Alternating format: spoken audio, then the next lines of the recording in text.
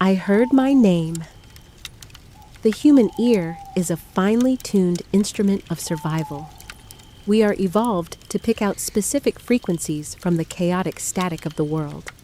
The snap of a twig in the woods, the hiss of a predator, the rhythmic beat of a heart. But there is one sound we are more attuned to than any other: our own name. It is the first word we truly learn to recognize, a sonic anchor to our identity. When someone speaks your name, your brain lights up like a switchboard.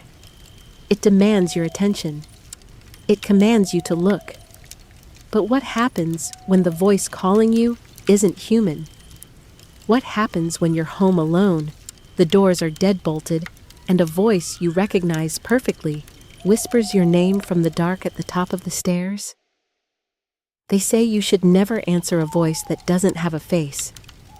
They say that if you acknowledge it, you've already let it in. Turn down your lights, put your phone on silent, and whatever you do, do not say, "Who's there?" Welcome to American Haunted Tales. My name is Elias. I am 27 years old, and I am a sound engineer. My entire professional life is dedicated to the anatomy of noise. I spend 10 hours a day in a soundproof studio, wearing high-end headphones, isolating frequencies, and cleaning up audio tracks. I can hear the hum of a refrigerator from 3 rooms away. I can tell you the exact RPM of a ceiling fan by the pitch of its blades. I trust my ears more than I trust my eyes, or at least I used to. 6 months ago, I moved into a renovated 1920s bungalow on the outskirts of Asheville, North Carolina. It was a beautiful house, tucked away in a valley where the fog settled thick and heavy between the Blue Ridge Mountains. It was the kind of place that was silent, true, deep mountain silence, the kind of quiet that makes your ears ring. I lived alone, but for the first few weeks, the house felt occupied. It wasn't a ghostly feeling, it was an acoustic one. The house had strange echoes. Sometimes I'd be in the kitchen, and I'd hear the floorboards creak in the hallway as if someone was walking right behind me. I'd turn around, and the hall would be empty. I'd be in the shower, and I'd hear the muffled sound of a television in the living room. But when I stepped out, the house was dead quiet. I told myself it was auditory pareidolia. It's a common psychological phenomenon where the brain tries to find patterns in random noise. The wind through the eaves sounds like a flute.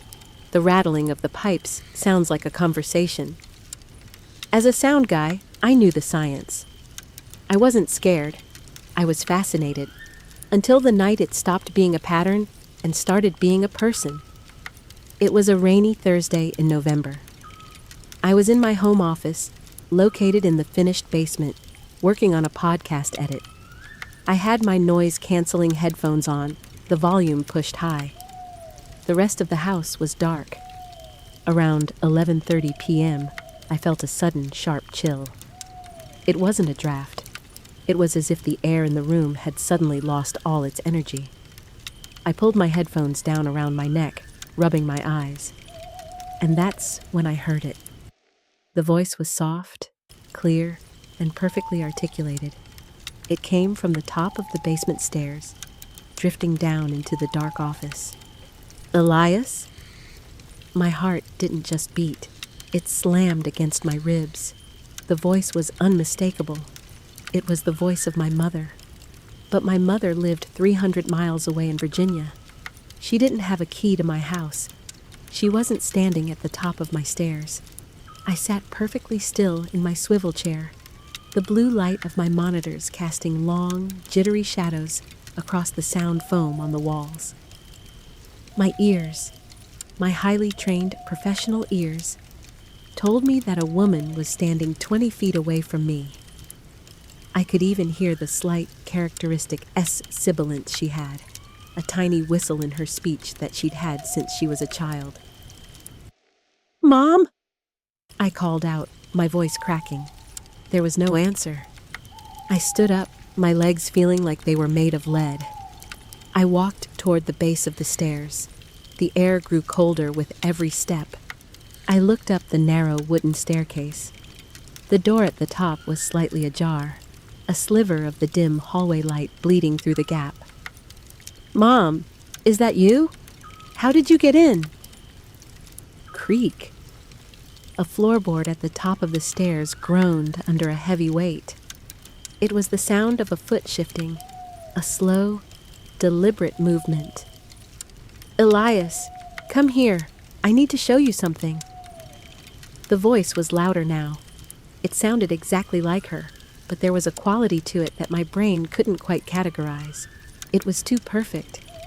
It was like a high-fidelity recording played through a high-end speaker. There was no air around the words, no breath before the sentence, just the sound, raw and immediate. I started to climb. 1 step, 2 steps. My hand gripped the wooden banister so hard I could feel the splinters. "This isn't funny," I said, trying to anchor myself in anger. "Who is in my house?" I reached the top of the stairs and threw the door open. The hallway was empty. The lights were off. The only sound was the steady, rhythmic drumming of the rain against the roof. I walked through every room on the first floor. I checked the kitchen, the living room, the guest bath. All the windows were locked. The front door was dead-bolted. I went to my phone and dialed my mother's number. My hands were shaking so violently, I almost dropped the device. She picked up on the 3rd ring. Her voice was groggy, thick with sleep. "Elias? Honey, it's midnight. Is everything okay?" I leaned against the kitchen counter, gasping for air.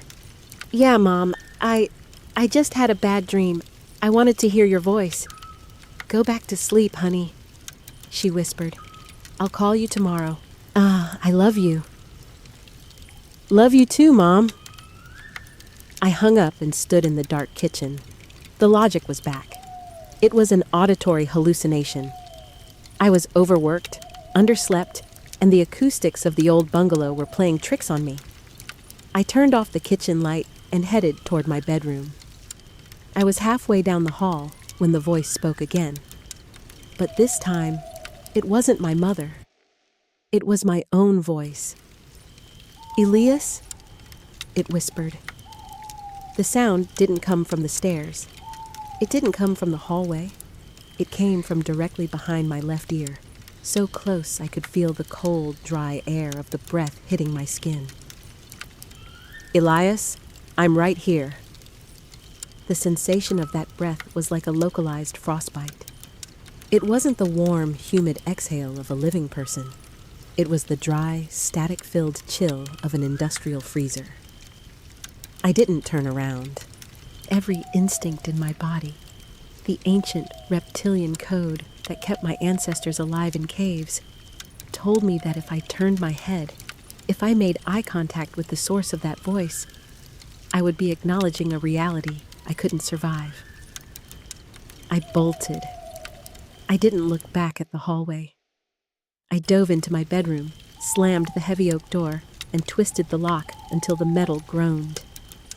I stood there, chest heaving, my hands pressed flat against the wood. I could feel the vibration of the house, the low-frequency hum of the refrigerator, the distant rattle of the wind. But there was a new frequency now, a rhythmic, wet thudding. Thump, thump, thump. It was coming from the other side of the door. "Elias?" the voice whispered again. It was my voice, but it was pitched slightly higher, distorted like a low bitrate MP3. "Why did you lock the door?" "I'm just trying to help you." "Open the door, Elias." I backed away from the door, my eyes wide, staring at the brass knob. It didn't turn. The person, the thing, on the other side didn't try to force its way in. It just stood there, using my own vocal cords to plead with me. "Get out!" I screamed, my voice cracking. "I'm calling the police! I have a gun!" I didn't have a gun. I had a heavy mag light and a pocket knife, but the lie felt like a shield. The voice stopped. The thudding stopped. The hallway returned to that deep mountain silence. I sat on the edge of my bed, clutching my knees, waiting for the sun. I didn't sleep a wink. Every time the house settled, I jumped. Every time the rain intensified, I heard a name in the static. The next morning, the sun broke through the mountain fog, casting long, golden fingers across my bedroom floor. In the daylight, the terror of the night felt like a fever dream. I unlocked my door and stepped into the hallway. It was empty. No muddy footprints. No signs of forced entry. The house looked exactly as it had when I moved in. I went to my home office in the basement. I needed to see the data. As a sound engineer, I knew that sound left a physical trace. If someone had been standing in my hallway, if a voice had been projected into the air, my studio equipment might have caught it. I have a pair of high-sensitivity condenser microphones set up in the basement for recording Foley and voiceovers. They are always live, buffered into a 24-hour rolling recording on my workstation. I sat down at my desk, my hands trembling as I opened the DAW software. I scrolled back the timeline to 11:30 p.m. The waveform was a flat, thin line of ambient room noise. The hum of the computer fans, the distant rain. Then, at 11:34 p.m., a spike. I hit play. I heard my own breathing. I heard the creak of my chair. And then, I heard the voice. Elias? My blood turned to lead. It was there. It was a physical, measurable acoustic event. I pulled up the frequency analyzer. I wanted to see the voice print. When a human speaks, the vocal folds produce a rich harmonic structure, a unique signature of peaks and valleys. But as I looked at the analyzer, my heart stopped. The voice that called my name didn't have a harmonic structure.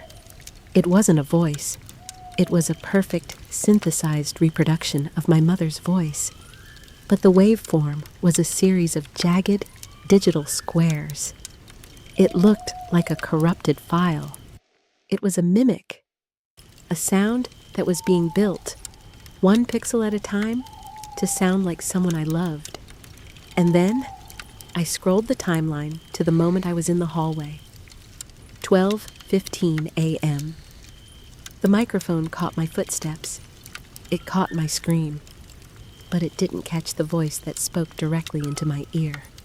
On the recording, there was only a 3-second gap of absolute digital silence, a dead zone where all ambient noise, the rain, the fans, the wind, simply vanished. The voice hadn't been in the air. It had been in my head. I backed away from the monitor, the blue light making my skin look sickly and pale. If it wasn't a physical sound, if it was bypassing my ears and going straight into my brain, then I wasn't dealing with a squatter or a prankster. I was dealing with something that understood my biology. I grabbed my car keys. I couldn't stay in that house. I needed to be around people, around the white noise of the city, where a single name couldn't be isolated. I drove into downtown Asheville. I sat in a crowded coffee shop for 4 hours, the roar of the espresso machine, and the chatter of tourists acting like a warm blanket. I felt safe. I felt sane. But as I was leaving, walking through the crowded parking garage, I heard it again. It wasn't a whisper this time. It was a shout. Elias! Watch out! It was the voice of my father, who had passed away 3 years ago. I spun around, my heart leaping into my throat. A black SUV was backing out of a spot, its taillights glowing red. If I hadn't turned, it would have clipped me.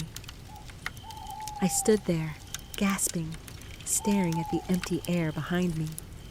The driver of the SUV waved an apologetic hand and drove away. "Dad?" I whispered. There was no one there, just the smell of exhaust and the dripping of water from the concrete ceiling. The voice had saved me. It had used the most authoritative sound in my memory to protect me. But as I walked back to my car, a cold, sickening realization hit me. If it could protect me, it could also lead me. It was learning. It was testing its range. It was finding out which voices I would obey without question. I got into my car and locked the doors. I sat in the silence of the vehicle, my hands gripping the steering wheel. "What do you want?" I yelled at the empty passenger seat. "Why are you doing this?" My car's Bluetooth system suddenly crackled to life. The center console screen flickered, the now playing icons spinning rapidly. No phone was connected, no music was stored on the internal drive. A sound began to play through the car's speakers. It was a recording of me. From 3 minutes ago. "What do you want?" My own voice asked through the speakers. "Why are you doing this?" Then the audio shifted. It was me again, but a version of me I hadn't recorded yet. "I want you to come home, Elias," the car whispered in my own voice. "I've been waiting for you in the basement. I found something in the walls. You need to hear it." The drive back to the bungalow was a blur of gray mountain fog and the mechanical rhythmic thrum of the windshield wipers. I didn't want to go back. Every fiber of my being was screaming at me to keep driving, to head east until I hit the Atlantic, and the salt air washed the sound of my own voice out of my head. But as a sound engineer, I knew about resonance. If a frequency is strong enough, it doesn't matter how far you run. The vibration stays in your bones. Whatever was in that house wasn't just haunting the hallways. It had mapped the architecture of my mind. It knew the exact pitch of my grief, the precise decibel of my fear. I pulled into the gravel driveway. The bungalow sat hunched under the towering Douglas firs, its windows dark and vacant like the eyes of a skull. The rain had slowed to a miserable, freezing mist. I didn't go inside immediately. I sat in the car, the engine ticking as it cooled. I reached into the glove box and pulled out my heavy-duty work flashlight. I needed to see the basement. If the mimic claimed it had found something in the walls, I had to know if it was a lie or a lure. I stepped through the front door. The house felt pressurized, the air heavy with a static charge that made the fine hairs on my neck stand straight up. The silence was absolute. No hum from the fridge, no rattle from the vents. It was dead air, the kind of silence you only find in an anechoic chamber. I walked to the basement door. It was made of heavy, solid pine, and it was standing wide open. I hadn't left it open. I flicked on the flashlight, the beam cutting a sharp white circle into the darkness of the stairwell. I descended slowly, the wooden steps groaning under my weight. With every step, the sound of the house changed. Down here, beneath the earth, the acoustics were damp and flat. I reached my studio. The blue power lights of my monitors were off. My workstation was dark. "I'm here," I whispered. My voice didn't echo, or it was swallowed instantly by the sound-dampening foam on the walls. "Elias, look behind the rack." The voice came from the far corner of the room, near the server rack where I kept my external hard drives. It was my father's voice again, deep, calm, and terrifyingly familiar. I swung the flashlight toward the corner. The beam hit the server rack, illuminating the tangled mess of XLR cables and power cords. I walked over, my heart hammering a frantic rhythm. I gripped the edge of the metal rack and pulled it away from the wall.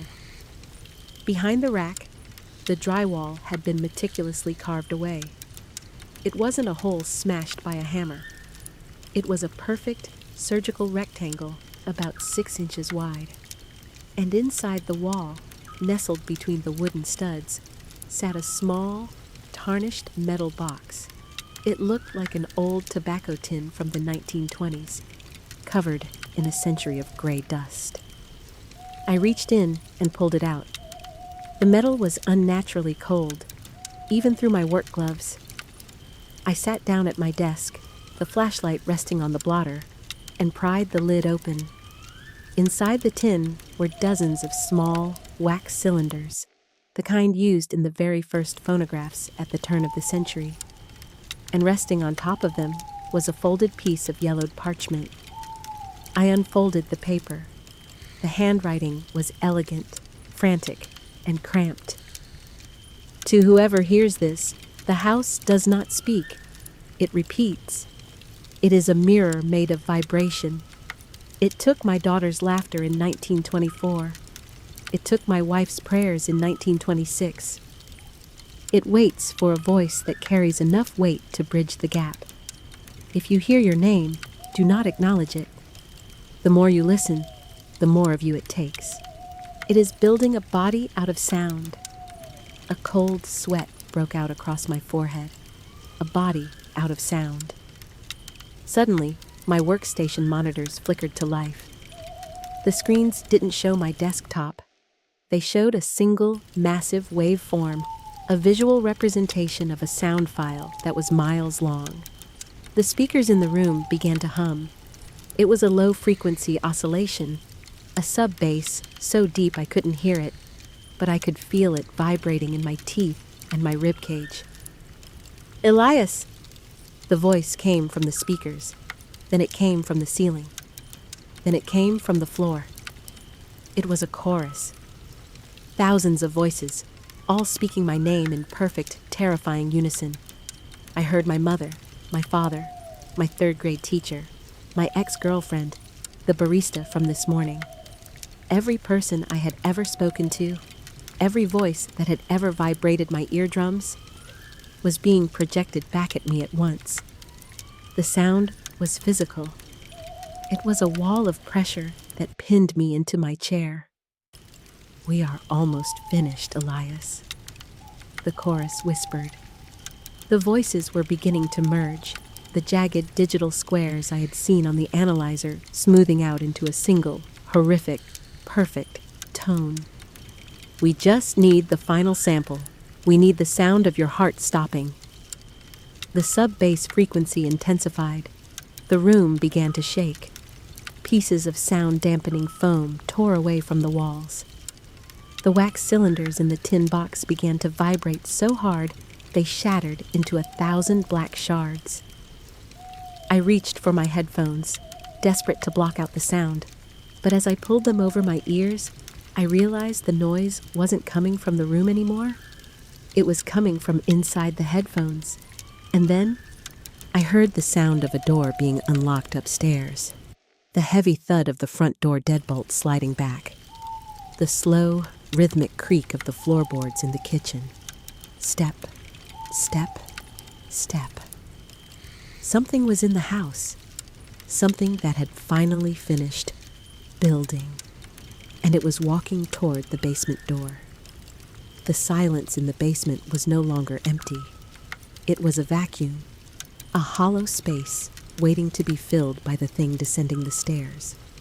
I sat frozen in my studio chair, the headphones still clamped over my ears, though they offered no protection. The digital chorus was gone, replaced by a single, terrifyingly rhythmic sound. Thump, slide, thump, slide.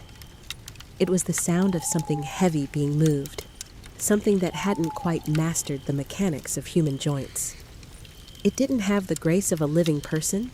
It had the weight of a physical law.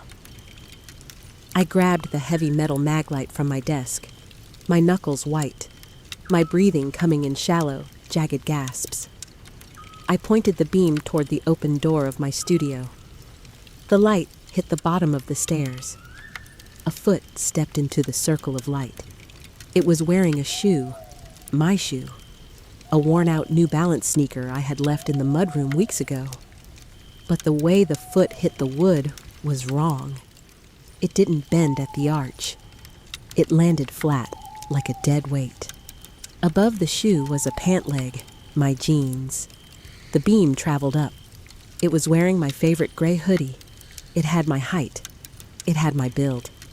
It even had the slight slouch I'd developed from years of leaning over a mixing console. But when the light reached the neck, there was no skin. The body was a dense, vibrating mass of what looked like gray static and oscillating light. It wasn't made of flesh, it was made of vibration. It looked like a 3D spectrogram brought into the physical world. Where the face should have been, there was only a shifting, blurred aperture that pulsed in time with the low-frequency hum still rattling the windows. It stopped at the base of the stairs. It didn't have eyes, but I felt its focus lock onto me. "Elias," it said. The voice didn't come from its mouth. The sound radiated from its entire torso. It was my voice, perfectly sampled, perfectly rendered, but devoid of the soul of a living breath. It was the sound of a recording that knew it was a recording. "Don't be afraid. We are the same frequency now." I backed away, my heels hitting the server rack I'd pulled from the wall. I reached back, my hand fumbling blindly until my fingers closed around the cold, sharp edge of a heavy XLR cable. It wasn't a weapon, but it was all I had. "You're not me," I choked out, the words feeling like shards of glass in my throat. The thing tilted its head. The static around its neck hissed. "I am every version of you," it replied. Suddenly, its voice shifted. It became my mother's voice. "I am the Elias who cried in the dark." It shifted again, my father's voice. "I am the Elias who failed." It shifted one last time into the voice of a girl I hadn't thought of in 10 years. "I am the Elias who stayed silent." It took a step forward. The floorboards beneath its feet didn't just creak. They groaned as if a ton of lead was passing over them. The sub-bass frequency in the room intensified, turning my vision blurry. My nose began to bleed, the high-pressure sound waves rupturing the tiny capillaries in my sinuses. I realized then what the wax cylinders had warned about. It wasn't just repeating my name. It was harvesting the resonance of my life. It was a parasitic acoustic entity that needed a carrier wave, a living heart, to sustain its physical form. It reached out a hand. The fingers were blurred lines of gray motion, vibrating so fast they looked like a hum made solid. "One last sample, Elias. Give us the silence." As it lunged, I didn't try to fight it. I did the only thing a sound engineer knows how to do when a signal gets too hot. I created a feedback loop. I lunged for my workstation. My hands flew across the console. I grabbed the master gain slider for the studio monitors and slammed it to the ceiling. Since I grabbed my high-sensitivity condenser microphone and pointed it directly at the massive high-output speakers. The result was an instantaneous, ear-shattering shriek.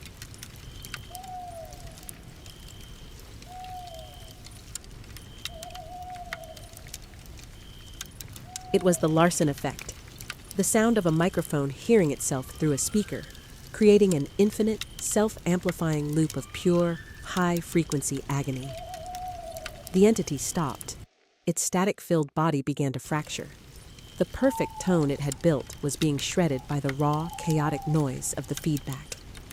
It began to vibrate violently, its edges blurring until it looked like a smudge of graphite on a page. I didn't stop. I grabbed the secondary microphone and fed it into the loop, adding another layer of screaming frequency. The basement lights exploded. The studio monitors began to smoke. The entity let out a sound that wasn't a voice. It was the sound of 1,000 glass windows shattering at once. Its physical form began to dissolve, the gray static bleeding back into the air, turning into harmless dust. With a final explosive pop of the power surge, the basement went pitch black. The silence that followed was absolute. For the first time in months, it wasn't a dead silence. It was just quiet.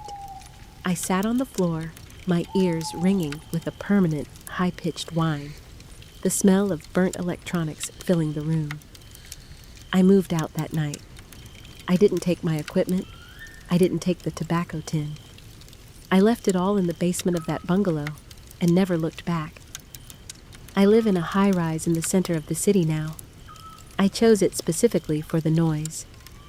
I like the sound of the sirens, the hum of the construction, the constant chaotic wash of a million unconnected voices. I never use headphones anymore. I never record in silence. The doctors say I have tinnitus, a permanent ringing in the ears caused by the acoustic trauma of the feedback loop. They say it's just a ghost of a sound, a firing of nerves that have been damaged. But I know better. Sometimes, late at night, when the city finally settles into its brief, pre-dawn lull, the ringing in my ears changes. The pitch shifts. The static smooths out. And if I listen very closely to the ringing, I can hear a tiny distant voice whispering from inside my own skull. Elias? It's my voice, and it's still building. If you survived this symphony of the macabre, make sure to hit that notification bell so you never miss a trip into the unknown. We have many more terrifying urban legends and true ghost stories from the dark heart of America coming soon. Don't forget to subscribe to American Haunted Tales to support the channel and keep the campfire burning. Every subscription helps us bring these forgotten echoes back to life. You have been listening to American Haunted Tales. Stay loud, stay safe, and whatever you do, if you hear your name in the dark, don't you dare answer. Thank you for watching.